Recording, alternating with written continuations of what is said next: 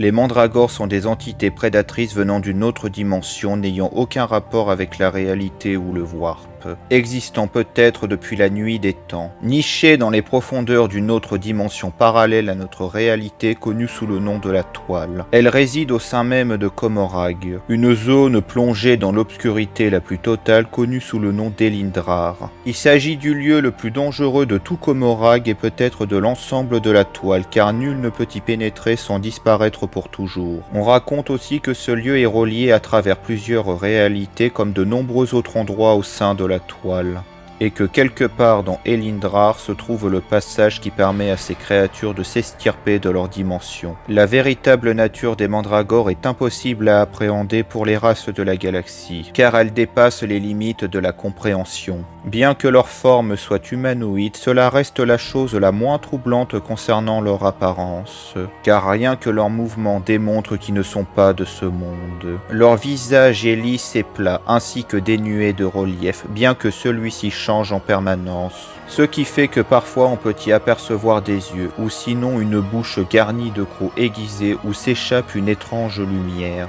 tandis que leurs chevelures sont d'un blanc immaculé.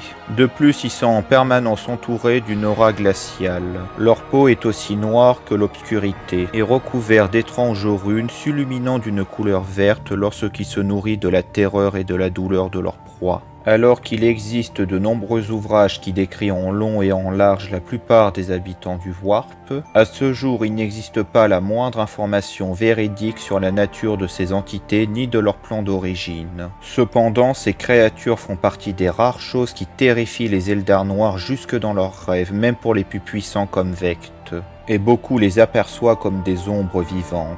Si le Nightbringer est l'incarnation de la mort, alors les mandragores sont l'image même de la peur de l'obscurité. On ne sait rien du tout sur leur biologie car elle dépasse l'imagination et les lois de la physique. Cependant, une théorie prétend que les mandragores sont des ombres vivantes dotées d'une conscience et d'une certaine forme physique. Cependant, il semble qu'ils peuvent passer comme bon leur semble d'un état tangible à celui d'intangible, ce qui les rend invulnérables à la plupart des attaques physiques. Cette caractéristique pourrait provenir d'un autre fait important les concernant, celui qu'une mandragore existe à la fois dans la réalité et dans leur dimension originelle.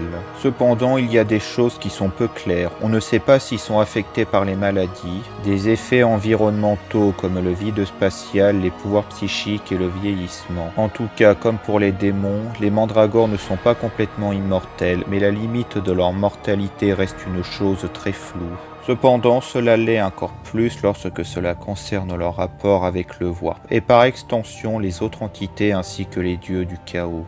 La véritable origine des mandragores est totalement inconnue, et il est fort probable qu'elle le restera pour l'éternité.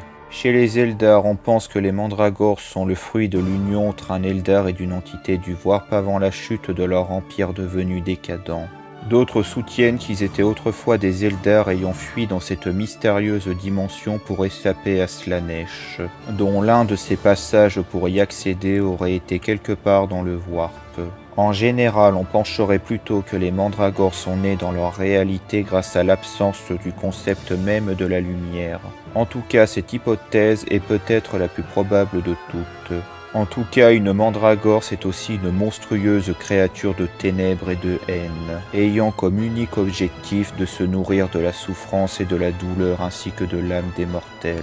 Mais ce qui rend les mandragores comme l'une des créatures les plus mortelles de la galaxie, et des adversaires bien pires que la plupart des démons, c'est celui de pouvoir traverser le temps et courber l'espace pour réapparaître à partir de n'importe quelle zone d'ombre, que ce soit la nuit ou l'ombre portée pour se jeter immédiatement sur leur proie. Bien souvent, les premiers signes d'une attaque imminente des mandragores est une baisse soudaine des températures, pour laisser place à un climat glacial et sera suivi par des hurlements stridents. Et pour finir, ils sont capables d'absorber la force vitale de leurs victimes et de les tuer par la suite d'un simple toucher. C'est à ce moment-là que les étranges marques sur leur corps s'illuminent.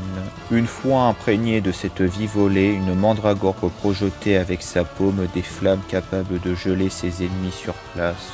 Il est probable que les mandragores font partie des rares choses que les tyrannides sont incapables d'interagir, que ce soit pour atteindre leur dimension originelle ou pour simplement les assimiler. Ces entités combattent aux côtés des Eldar noirs avec lesquels ils passent d'étranges pactes. En raison de leur incroyable capacité, de nombreux voïvodes ont cherché à obtenir les services des mandragores, que ce soit pour un raid dans la réalité ou pour assassiner leurs rivaux. En échange de leur service, ils demandent généralement des esclaves, mais aussi des choses plus étranges, comme une ombre, un battement de cœur, un nom démoniaque ou simplement le nom de leur employeur. Alors que les Eldar noirs sont considérés comme totalement indignes de confiance, peu d'entre eux prendront le risque de ne pas respecter un pacte passé avec des mandragores. Car il faut dire que les seuls vêtements que portent les mandragores sont faits à partir des peaux écorchées de ceux qui ont été assez fous de les trahir.